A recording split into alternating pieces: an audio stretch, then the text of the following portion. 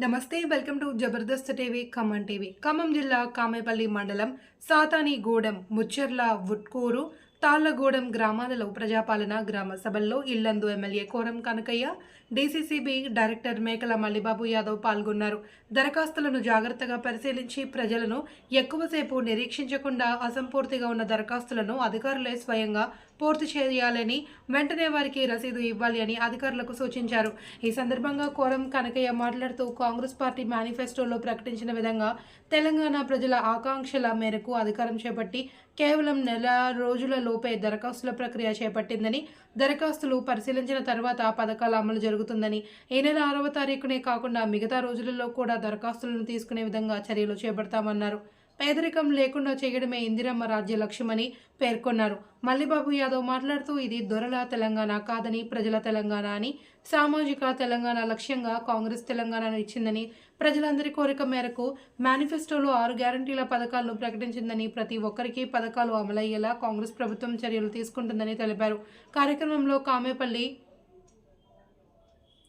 మండల MRO, MDO, AEO, ప్రజాప్రతినిధులు, కాంగ్రెస్ నాయకులు ఎస్కే ఫతే, మొహమ్మద్ ఏపూరి, మహేందర్, జగన్నాథరెడ్డి, దమ్మాలపాటి సత్యం, సరిరాం నాయక్, మండల కాంగ్రెస్ అధ్యక్షులు గింజల నర్సిరెడ్డి, సత్తి వీరబాబు, సిరిపురపు రవి, గుజ్జర్లపూడి రాంబాబు, గోపిరెడ్డి, వూట్కూరు ఎంపీటీసీ హేమలత, మాజీ సర్పంచ్ బానోతు నరసింహ నాయక్, బొడ్డు లక్ష్మీనారాయణ, కేసరా నరసింహారెడ్డి, పురుషోత్తం రెడ్డి, దుద్దుకూరు నాగేశ్వరరావు, సండ్ర వెంకటేశ్వర్లు, సూర నాగేశ్వరరావు, పుచ్చుకాయల వీరభద్రం, తోటకూరి శివయ్య, పుచ్చుకాయల సత్యనారాయణ, రాయల లక్ష్మయ్య, రామకృష్ణ, దాసరి శ్రీను, మేకపోతుల మహేష్, కోల వెంకటేశ్వర్లు పాల్గొన్నారు.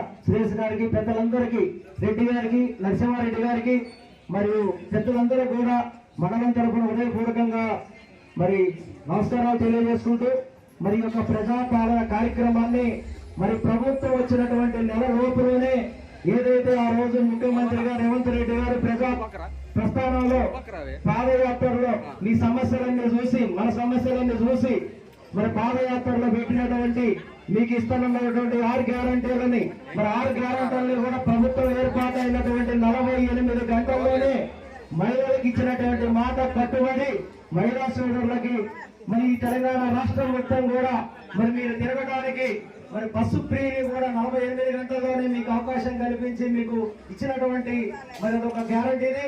అదే విధంగా మన పేదవాళ్ళు ఈ రోజు కార్పొరేట్ హాస్పిటల్ కూడా ఇబ్బందులు పడతా ఉన్నారు.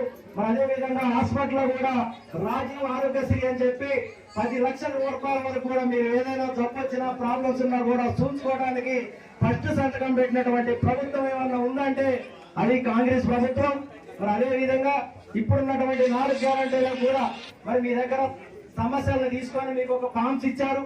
ఆ ఫామ్స్ కూడా ఈ రోజు జిరాక్స్ తీసుకోవాలన్నా కొనుక్కొచ్చుకోవాలన్నా చాలా డబ్బులు అవుతాయి.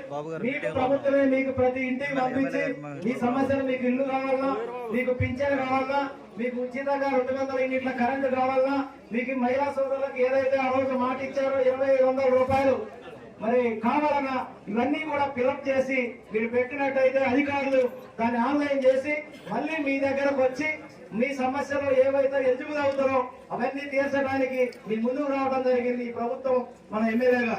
మరి అదే విధంగా చాలా మంది ఈ గత ప్రభుత్వంలో ఉన్నవాడు ఇంకా ఉన్నవాడిగానే అయినాడు, పేదవాడు పేదవాడిగానే ఉన్నాడు. ఇప్పుడు ముందుగా పేదవాడిని గుర్తించాలి అనే ఒక ఆలోచనతో కాంగ్రెస్ ప్రభుత్వం రేవంత్ రెడ్డి గారి నాయకత్వంలో ముందుకు పోతా ఉన్నది.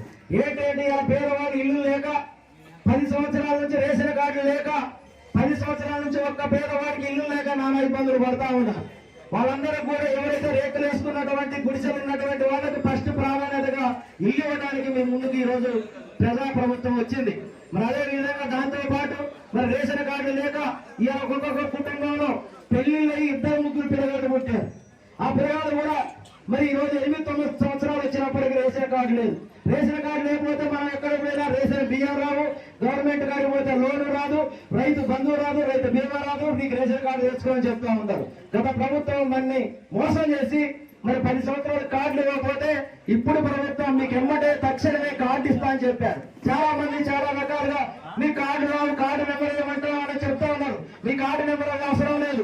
మీ ఆధార్ కార్డు నెంబర్ వేసి మీ తల్లిదండ్రుల కార్డు ఉన్నట్టయితే ఆ జిరాక్స్ పెట్టినట్టయితే మొదటి విడతలో మీకు ఫస్ట్ కార్డు వస్తుందని కూడా ఈ సందర్భంగా నేను ఎమ్మెల్యే గారి ద్వారా మీకు తెలియజేస్తా ఉన్నాను. అదేవిధంగా మన కనకయ్య గారు మరి గత 5 సంవత్సరాలంతా ముందు ఎమ్మెల్యేగా ఉన్నప్పుడు మీ గ్రామాన్ని మండలాన్ని మరి ఈ యొక్క జిల్లాలోనే అభివృద్ధి చేశారు. మీ సాధారణ కూడా ఈ విషయానికి వస్తే మరి ఎక్కడ కూడా ఈ ఇల్లందు నియోజకవర్గంలో చేయనటువంటి అభివృద్ధి కోరం కనకయ్య గారు మరి మీ సాధారణ కూడా చేశారు. ఇవాళ మీకు 110 ఇల్లు ఈ సాధారణకి మన గ్రామ పంచాయతీలో మరి అప్పుడు మనకి ఇల్లు ఇవ్వడం జరిగింది. మరి ఆ ఇల్లు అప్పుడు ఎక్కడ ఈ మండలంలో కూడా ఇవ్వలేదు. అదేవిధంగా సంతకాల నుంచి బీటీ రోడ్డు కూడా కనకయ్య గారు ఎమ్మెల్యేగానే ఉండగానే వచ్చింది. ఇక్కడ చాలా సీసీ రోడ్లు కూడా మీకు కనకయ్య గారు ఇచ్చారు. బోర్డుగా అలాంటి ఇచ్చారు. సమస్యలన్నీ పరిష్కారం చేసి మన మండలంలో అభివృద్ధి జరిగిందంటే కోరం కనకయ్య గారి నాయకత్వంలో జరిగింది. మళ్ళీ ఆ అభివృద్ధిని చూసి మరి కనకయ్య గారిని అత్యధిక మెజార్టీతో గెలిపించినందుకు కనకయ్య తరఫున మీకు ప్రత్యేకంగా సాతారగూడలో కూడా మంచి ఓటు బ్యాంకు తీసుకొచ్చినందుకు మీకు ధన్యవాదాలు తెలియజేసుకుంటూ మరి ఇవన్నీ కూడా ఎందుకంటే ఇంకా చాలా ప్రోగ్రామ్స్ ఉన్నాయి కనకయ్య పోవాలి. ఇవన్నీ కూడా మీరు మరి ఇప్పటికే మీరు పేరు చేసుకొని ఉన్నారు.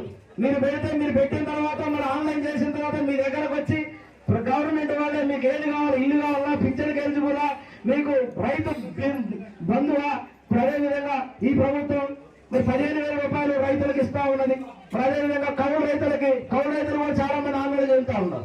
కౌలు రైతులు రైతు దగ్గర మీరు ఈసారి ఇప్పుడు రాసుకోలే మనం రైతు మనకి లాస్ట్ ఇయర్ కౌలు ఆ సర్వే నెంబర్ ఎంచుకొని ఆ పట్ట సర్వే నెంబర్ తో పాటు ఒక అగ్రిమెంట్ రాయించుకోవాలి. మీరు రాయించుకున్నట్టయితే 12,000 రూపాయలు మీకు ప్రభుత్వం మీకు ఇవ్వబోతా ఉంది కౌలు రైతులు కూడా. మరి అదేవిధంగా కూలీలకి మరి ఇవన్నీ కూడా వినియోగించుకోవాల్సినటువంటి అవసరం ఉంది.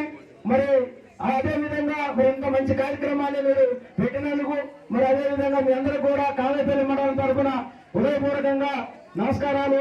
జై హింద్, జై తెలంగాణ.